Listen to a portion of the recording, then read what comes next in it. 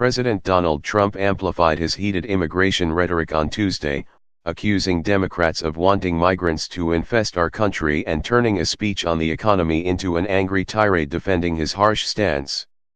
It was a reflection of Trump's growing frustration that the family separation crisis roiling his administration has led to accusations of child abuse and heartlessness. Privately, Trump has insisted he is right to push forward with a practice that has drawn outcry from across the political spectrum. In a morning tweet, Trump used language evoking images of pests, not human beings, when describing migrants approaching the U.S. border. Democrats are the problem, he wrote. They don't care about crime and want illegal immigrants, no matter how bad they may be, to pour into and infest our country, like MS-13. They can't win on their terrible policies, so they view them as potential voters. He wrote.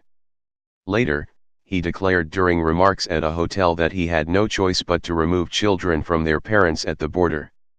When you prosecute the parents for coming in illegally, which should happen, you have to take the children away, he said.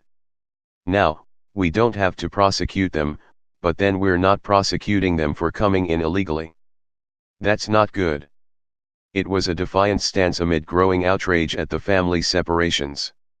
Democrats and some Republicans have decried the practice as cruel, citing images of children being detained inside chain-link cages, some erected inside empty box stores.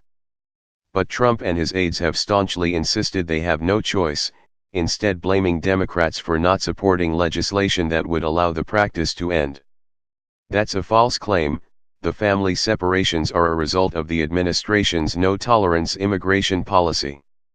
But Trump reiterated the accusation on Tuesday. Speaking at the small business event in Washington, the president said the separation policy is a result of Democrat-supported loopholes in our federal laws that he said could be easily changed. These are crippling loopholes that cause family separation, which we don't want, Trump said.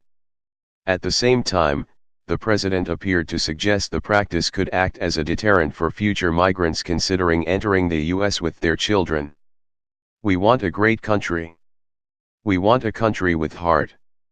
But when people come up, they have to know they can't get in, he said. Otherwise it's never going to stop. And he declared the U.S. needs to be secured, whether or not that seems politically palatable. You have to stand for something and you have to stand for safety and security of our country. We can't let people pour in, he said. Maybe it's politically correct or maybe it's not. We've got to stop separation of the families, but politically correct or not, we have a country that needs security, that needs safety, that has to be protected. The president's entrenchment amid a loud uproar comes amid a developing humanitarian and political crisis on the United States border with Mexico, where at least 2,000 children have been separated from their parents as a result of the administration's policy. Last month, the administration publicly announced its decision to charge every adult caught crossing the border illegally with federal crimes, as opposed to referring those with children mainly to immigration courts, as previous administrations did. Because the government is charging the parents in the criminal justice system, children are separated from them with no clear procedure for their reunification aside from hotlines the parents can call to try to track their children down. In the past weeks, heartbreaking images and audio of children crying for their parents have captured the nation's attention as lawmakers seek to find a solution to end the separations, and the White House doubles down on its insistence that it is simply enforcing the law. On Tuesday, Trump is due to meet with congressional Republicans to discuss options for immigration legislation that might bring the practice to an end. But a path forward is unclear, and Trump himself suggested on Tuesday he'd likely make changes to whatever is passed. We have one chance to get it right. We might as well get it right, or let's just keep it going, he said. White House and congressional officials said Trump was referring to family separation language that GOP leadership plans to add to a compromise immigration bill when he referenced making changes to the legislation. Trump's hardline immigration rhetoric was a central piece of his campaign rallying cries, beginning with his campaign announcement speech in June 2015. When Mexico sends its people, they're not sending their best. They're sending people that have lots of problems, and they're bringing those problems with us. They're bringing drugs. They're bringing crime.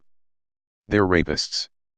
And some, I assume, are good people, Trump said at the time.